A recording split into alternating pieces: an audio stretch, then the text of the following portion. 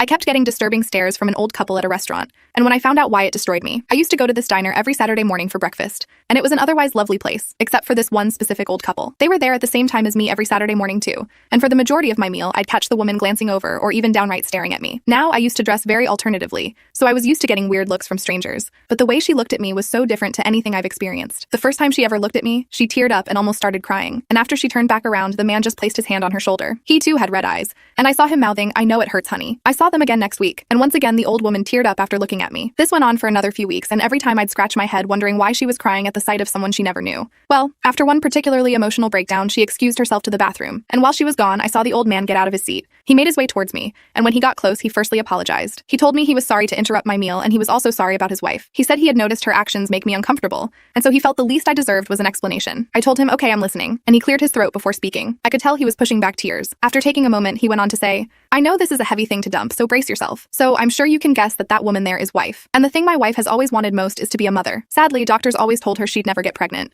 Yet, my wife, my incredible wife, she doesn't listen when someone tells her she can't do something." He chuckled to himself. "She prayed and prayed to God to give her a child, and one day her prayers were answered. Doctors were in awe, and she gave birth to a beautiful baby girl. I fell in love with my baby Isabella instantly, and for the next 19 years we gave her everything we had. She gave us more joy than anything. But then," I saw him stammer and his eyes water up. "But then, Isabella, she left the house to go to a friend's one evening, and we never heard from her again. We called and called her, and finally at 3 a.m. we got in my car to drive around to look for her. Well, we found her, but we found her unalived, laying unclothed in a bush." He could barely get his words out at this point. He was choking on his tears so much, and I even teared up too seeing his pain. I stood up and offered him a hug. He accepted it, and while hugging me, he said something that made it all make sense. "The thing is, the reason my wife keeps looking at you is because you look just like Isabelsa. You both have that quirky dress style we used to say was just a phase. You have the same color eyes, the same facial features too. You remind us of her so much." He pulled away from the hug and took out his wallet. He then showed me a picture of him, his wife, and Isabella wearing matching Christmas pajamas. She looked around my age in the photo, and the resemblance was uncanny. We literally could have been twins. I remember crying myself when I saw it, and after I wiped my tears, the man asked me for a favor. He told me that every time his wife sees me, she wants to talk to me, just to feel like her daughter is alive. He asked me if after they finished their meal, his wife could come up to me for a small mother-daughter chat.